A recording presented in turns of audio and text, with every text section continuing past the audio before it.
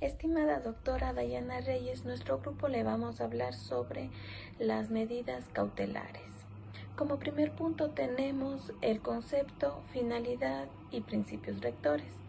Las medidas cautelares en el proceso penal ecuatoriano constituyen decisiones jurisdiccionales de carácter provisional, adoptadas con la finalidad de garantizar la comparecencia de la persona procesada, la correcta tramitación del proceso penal y la protección de los derechos de las víctimas. Estas medidas se encuentran reguladas en el Código Orgánico Integral Penal y deben aplicarse conforme a los principios constitucionales de presunción de inocencia, mínima intervención penal, necesidad, proporcionalidad e idoneidad. Según el artículo 77 de la Constitución de la República, nos dice que la privación de la libertad no será una regla general, por lo que el juzgador debe privilegiar siempre la aplicación de medidas menos gravosas antes de recurrir a la prisión preventiva. En este contexto, las medidas cautelares no constituyen una sanción, sino un mecanismo procesal orientado exclusivamente a asegurar los fines del proceso penal. Por ejemplo, en un delito sancionado con una pena privativa de libertad menor a los 5 años, el juez debe priorizar medidas alternativas, como por ejemplo la presentación periódica, antes de considerar una medida más gravosa como la prisión preventiva. Medidas cautelares personales. Las medidas cautelares personales son aquellas que recaen directamente sobre la persona procesada.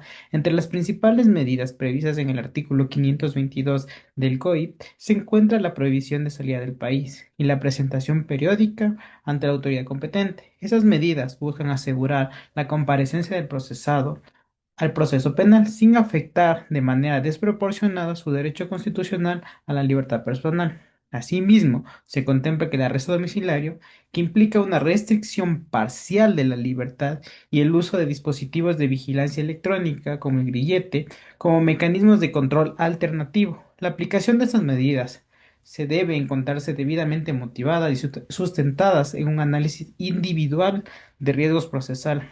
Un claro ejemplo es en la situación donde el procesado es una persona adulta mayor o padece una enfermedad catastrófica que requieren atención médica constante. El arresto domiciliario facilita esto. Se configura como una medida cautelar idónea, proporcional, humanitaria, pues esto asegura su sujeción al proceso sin comprometer de manera excesiva su salud ni su dignidad.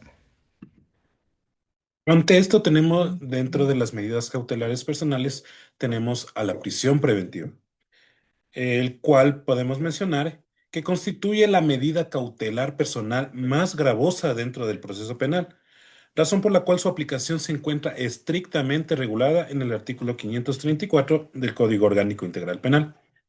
Dicha disposición normativa establece los presupuestos y condiciones bajo los cuales puede ser ordenada, precisando que no es de aplicación automática ni obligatoria, sino que se reviste de un carácter excepcional, sujeto al estricto cumplimiento de los requisitos legales y constitucionales.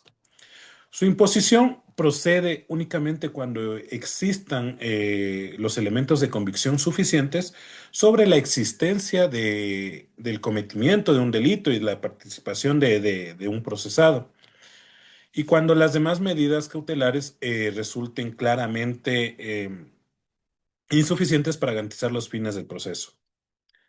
La Corte Interamericana de Derechos Humanos, en relación a un caso muy conocido, en el caso Tibi versus Ecuador, ha establecido que la prisión preventiva debe aplicarse de manera excepcional y no puede tener fines punitivos.